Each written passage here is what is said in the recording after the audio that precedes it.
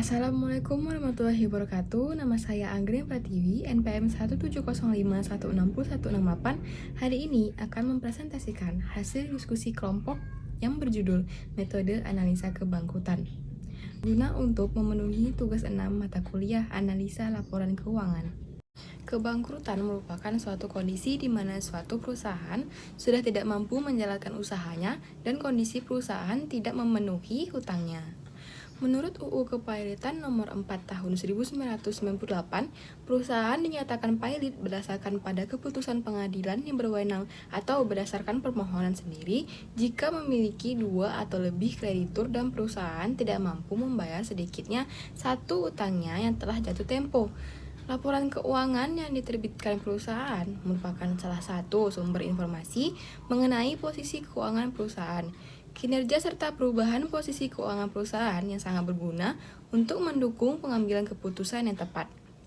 Data keuangan pada laporan keuangan bermanfaat untuk melihat kondisi kesehatan keuangan perusahaan. Metode Altman Z-Score adalah suatu alat yang digunakan untuk memprediksi tingkat kebangkrutan suatu perusahaan dengan menghitung nilai dari beberapa rasio, lalu kemudian dimasukkan dalam suatu persamaan diskriminan. Untuk mengetahui sehat atau tidaknya suatu perusahaan dari metode tersebut, maka harus menghitung terlebih dahulu 5 jenis rasio. Metode lain yang dapat digunakan untuk menganalisis kebangkrutan adalah Springett dan model Swijewski. Nah, selanjutnya kita akan masuk ke pembahasan. Yang pertama yaitu pengertian kebangkrutan. Kebangkrutan merupakan suatu kondisi kesulitan keuangan yang sangat parah sehingga perusahaan tidak mampu untuk menjalankan operasi perusahaan dengan baik. Kesulitan keuangan atau likuiditas yang dialami perusahaan mungkin sebagai awal dari suatu kebangkrutan. Kesulitan keuangan ini dapat dilihat dari kondisi perusahaan yang tidak dapat memenuhi jadwal pembayaran atau ketika proyeksi arus kas mengindikasikan bahwa perusahaan tersebut tidak dapat memenuhi kewajibannya. Dari sejumlah penelitian yang telah dilakukan, sehubungan dengan prediksi kebangkrutan dapat dibagi menjadi dua kelompok besar. Kelompok pertama adalah model prediksi kebangkrutan menggunakan teknik statistik, yaitu analisis regresi, analisis korelasi, analisis diskriminan, model regresi Rogit, model probit. Nah, kelompok kedua adalah teknik menggunakan komputer seperti decision trees, thread recognition, artificial neural networks, support vector machine, dan lain-lain. Selanjutnya kita akan membahas tentang kebangkrutan. Secara umum, kebangkrutan diartikan sebagai kegagalan perusahaan dalam menjalankan operasi untuk mencapai tujuannya. Karena itu, penting sekali memahami berbagai jenis kegagalan yang mungkin terjadi dalam sebuah perusahaan. Terdapat 3 jenis kegagalan dalam perusahaan, yaitu yang pertama, perusahaan yang menghadapi technically insolvent. Jika perusahaan tidak dapat memenuhi kewajibannya yang segera jatuh tempo, tetapi nilai aset perusahaan lebih tinggi daripada utangnya. 2. Perusahaan yang menghadapi legally insolvent. Jika nilai aset perusahaan lebih rendah daripada nilai utang perusahaannya. Yang ketiga, perusahaan yang menghadapi kebangkrutan, yaitu jika tidak dapat membayar utangnya dan oleh pengadilan dinyatakan pailit. Secara umum, penyebab utama kebangkrutan sebuah perusahaan adalah manajemen yang kurang kompeten. Tetapi, penyebab utama kegagalan tersebut dipengaruhi oleh berbagai faktor lain yang sering terkait satu dengan lainnya. Penyebab kegagalan suatu perusahaan dapat digolongkan menjadi 2, yaitu faktor internal. Kurang kompetennya manajemen perusahaan akan berpengaruh terhadap kebijakan dan keputusan yang diambil. Kesalahan dalam pengambilan keputusan akibat kurang kompeten manajemen yang dapat menjadi penyebab kegagalan perusahaan, meliputi faktor keuangan maupun non-keuangan. Kesalahan pengelolaan di bidang keuangan yang dapat menyebabkan kegagalan perusahaan.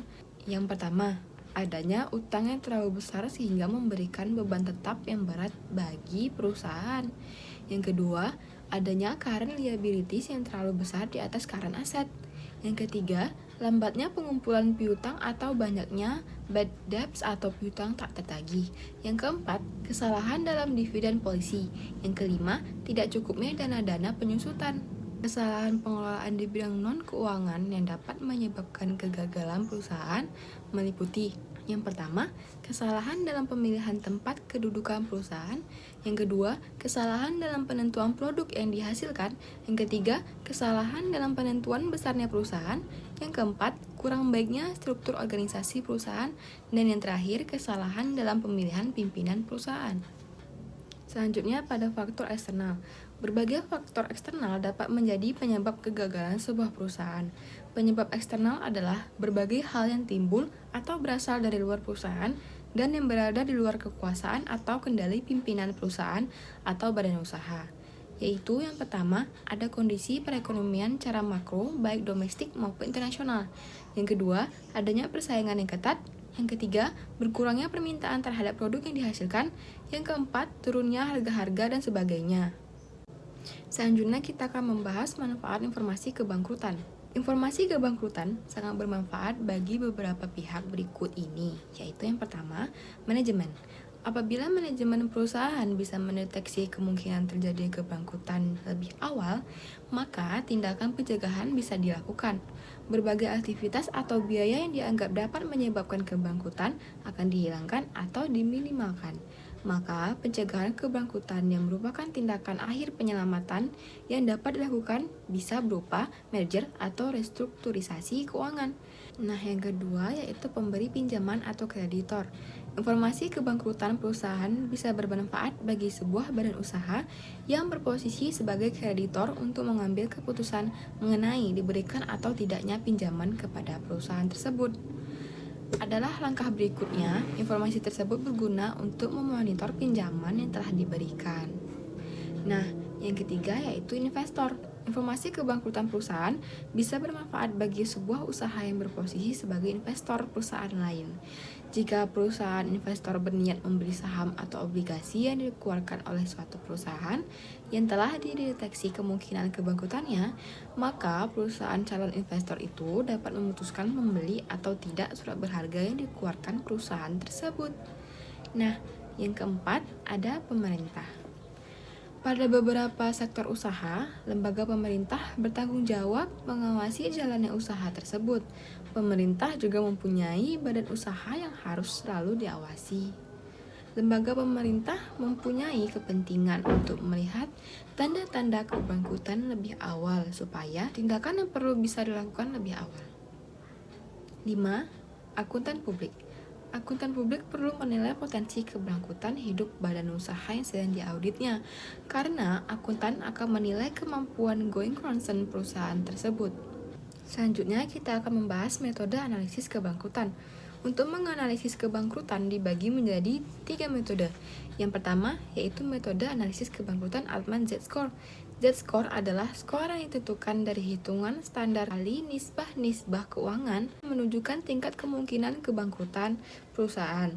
Formula Z-score untuk memprediksi kebangkrutan dari Altman merupakan sebuah multivariate formula yang digunakan untuk mengukur kesehatan finansial dari sebuah perusahaan.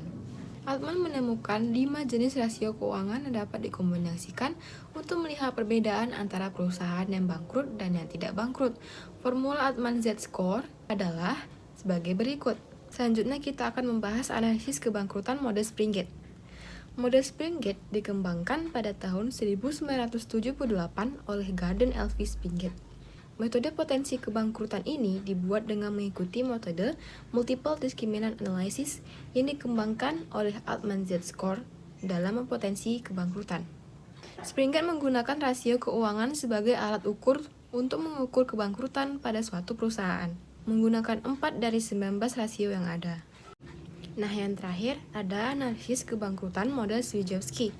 Model Probit merupakan salah satu alternatif analisis regresi yang menggunakan distribusi probabilitas normal kumulatif. Analisis Probit-Swijewski menggunakan rasio keuangan yang mengukur kinerja, leverage, dan likuiditas untuk memprediksi kesulitan keuangan perusahaan. Dengan kriteria penilaian semakin besar nilai X, maka semakin besar kemungkinan atau probabilitas perusahaan tersebut bangkrut.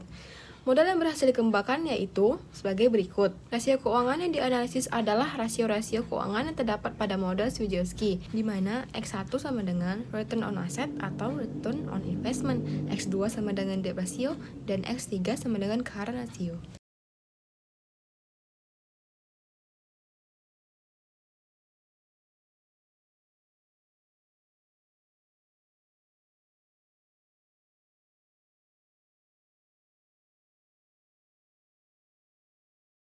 Sekian video presentasi dari saya, semoga video ini bermanfaat. Mohon maaf bila ada salah kata atau perbuatan. Wassalamualaikum warahmatullahi wabarakatuh.